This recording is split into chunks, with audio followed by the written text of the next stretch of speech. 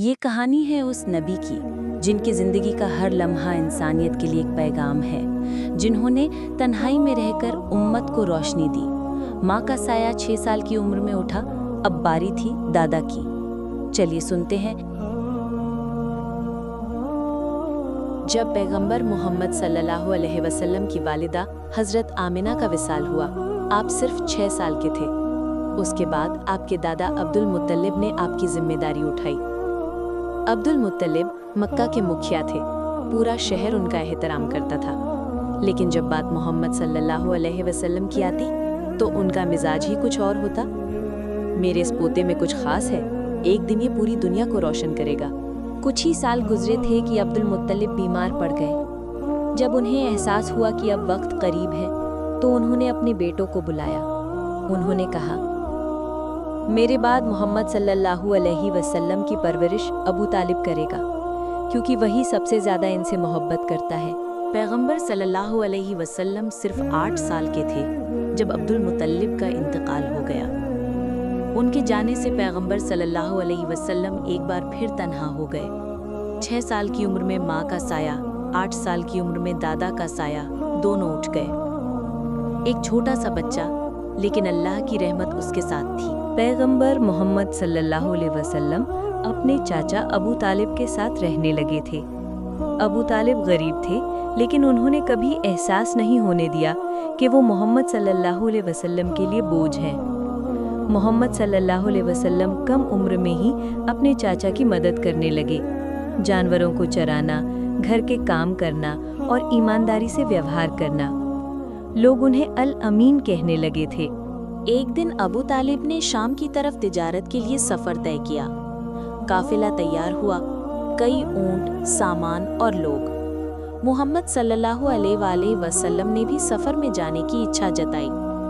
ابو طالب پہلے تو ہچکچائے، تو ابھی بچہ ہے، لیکن محمد صلی اللہ علیہ وآلہ وسلم کی آنکھوں میں جذبات دیکھ کر انہیں ساتھ لے گئے۔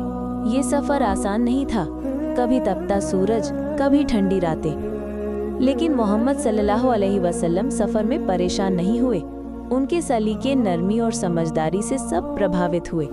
جہاں قافلے والے آرام کرتے، وہاں محمد صلی اللہ علیہ وسلم اکیلے کسی پیڑ کے نیچے جا کر سکون سے بیٹھتے، ذکر اور تفکر میں ڈوبے رہتے۔ جب قافلہ بصرہ نام کی جگہ پہنچا، یعنی شام کے علاقے میں، تو وہاں ایک مشہور عیسائی راہب یعنی سنت تھا، بحیرہ۔ بحیرہ نے قافلے کو دیکھ کر الگ ہی رویہ اپنایا۔ اس بار انہوں نے قافلے والوں کو اپنے مٹھ میں دعوت دی۔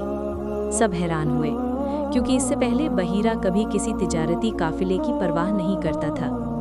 سب حیران ہوئے، کیونکہ اس سے پہلے بحیرہ کبھی کسی تجارتی قافلے کی پرواہ نہیں کرتا تھا۔ یہ قافلے ویسے تو بہت گزرتے تھے، پر بحیرہ کسی سے بات نہیں کرتا تھا، یعنی تجارت کے بارے میں کوئی ذکر نہیں کرتا تھا۔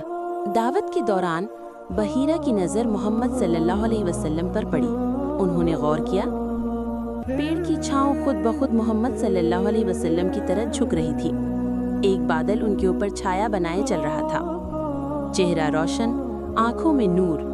بحیرہ نے کچھ سوال پوچھے، ان کی عمر، بچپن، عادتیں۔ پھر انہوں نے ابو طالب کو الگ لے جا کر کہا، یہ بچہ کوئی عام بچہ نہیں، اس کی نشانیاں ہماری کتابوں میں درج ہیں۔ میں تمہیں صلاح دیتا ہوں کہ اسے لے کر واپس مکہ لوٹ جاؤ۔ یہ بچہ کوئی بڑا مقام حاصل کرنے والا ہے، اور اگر یہ عرب کے یہودی یا رومی حکمرانوں کی نظر میں آیا تو نقصان پہنچا سکتے ہیں۔ بحیرہ کی باتوں نے ابو طالب کو سوچ میں ڈال دیا۔ انہوں نے سفر کو وہیں ختم کیا اور واپس مکہ کی اور لوٹ پڑے۔ اس سفر میں کوئی منافع نہیں ہوا، لیکن جو روحانی اشارہ ملا وہ قیامت تک قائم رہنے والے دین کی طرف اشارہ تھا۔ محمد صلی اللہ علیہ وسلم کے ساتھ ایک عیسائی راہب کی پہلی ملاقات، اور اس ملاقات میں پیغمبر کی پہچان۔ یہ وہ شروعاتی لمحہ تھا جہاں دنیا پہلی بار جاننے لگی کہ یہ کوئی عام انسان نہیں۔ جب پیغمبر محمد صلی اللہ علیہ وسلم کی عمر 13-14 سال تھی، تب مکہ اور آس پاس کے قبیلے آپسی جھگڑوں میں الجھے ہوئے تھے۔ ایک بڑی لڑائی ہوئی جسے کہا جاتا ہے حرب الفجار، یعنی حرام مہینوں میں لڑی گئی جنگ جو عرب رسموں کے خلاف مانی جاتی تھی۔ इस लड़ाई में कुरैश और उनके साथियों ने बनु किनाना के साथ मिलकर कैस ऐलान कबीले के खिलाफ युद्ध छेड़ दिया था। मोहम्मद साहब उस समय बहुत छोटे थे, लेकिन दिल में बड़ा जज्बा था। आप लड़ाई में शामिल नहीं हुए, बल्कि अपने चचा अबू तालिब के साथ जंग में गए, जहां आपने तीरों को इकट्ठा किया, सवारों की देखभाल की, जरूरतमंदों को पानी और मदद पहुंचाई।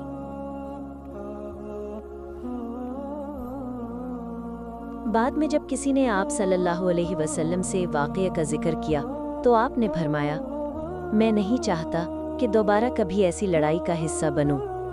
यानी आप बचपन से ही जुल्म के खिलाफ थे। हर्ब अल फुजार ने आपको बहुत कुछ सिखाया। इंसाफ क्या होता है, जुल्म कैसे रोकना चाहिए और कैसे बिना लड़ाई के भी बहुत कुछ बदला जा सकता है। यही सोच आगे चलकर हिल्फ अल फुजूल में दिखाई देती है, जहां आप सल्लल्लाहु अलैहि वसल्लम ने अन्याय के खिलाफ खड़े होने की कसम खाई। पैगंबर मोहम्मद सल्लल्लाहु अलैहि वसल्लम अब 20 से 25 साल की उम्र में दाखिल हो चुके थे। इस दौर में जब मक्का के नौजवान नशे, जुए और बुराइयों में डूबे हुए थे, आप सल्लल्लाहु अलैहि वसल्लम इन सब से हमेशा दूर रहते। लोग आपको 2 खास नामों से बुलाते, अस-सादिक यानी जो कभी झूठ ना बोले, और अल-अमीन यानी जिसकी अमानत में खयानत का सवाल ही नहीं उठता। आप सल्लल्लाहु अलैहि वसल्लम ने अपने चचा अबू तालिब के साथ तिजारत के सफ़र शुरू किए। मक्का उस दौर में अरब का व्यापारिक केंद्र था। आपका किरदार और ईमानदारी इतनी बुलंद थी कि हर तिजारती सफ़र में लोग आपको अपनी पूंजी सौंपते। रास्ते में पड़ने वाले नुकसान से भी आप खुद जिम्मेदारी लेते। मुनाफा होता तो आप पूरा हिसाब देते। मक्का की एक अमीर और इज्जतदार ताजिरा थीं, हज़रत खदीजा रज़ियल्लाहु अन्हा। जब उन्हें मोहम्मद सल्लल्लाहु अलैहि वसल्लम के किरदार और सच्चाई का पता चला, उन्होंने अपनी तिजारत के लिए आपको पेशकश दी। आप सल्लल्लाहु अलैहि वसल्लम ने हामी भरी, साथ में उनका गुलाम मैसरा भी गया। आपकी अमानतदारी से प्रभावित होकर हज़रत खदीजा ने अपनी एक सहेली के जरिए निकाह का पैगाम भिजवाया।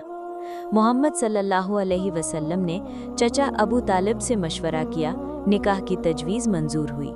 उस वक्त आपकी उम्र थी 25 साल और हज़रत खदीजा की उम्र थी 40 साल। लेकिन ये रिश्ता माल या उम्र पर नहीं, बल्कि ईमान, किरदार और मोहब्बत पर बना था। तो आज के एपिसोड में इतना ही। हमने जाना कि कैसे सच्चे ख्वाबों और तन्हाई की इबादत ने एक नई शुरुआत की बुनियाद रखी। अब वक्त है उस पल का जब सारा जहान बदलने वाला है। अगले एपिसोड में हम बात करेंगे हज़रत खदीजा के साथ निकाह। देखते रहिए दीन की दास्तान, जहां हर कदम पर मिलती है रोशनी की एक नई किरण। अस्सलामु अलैकुम वरहमतुल्लाहि वबरकातुहू।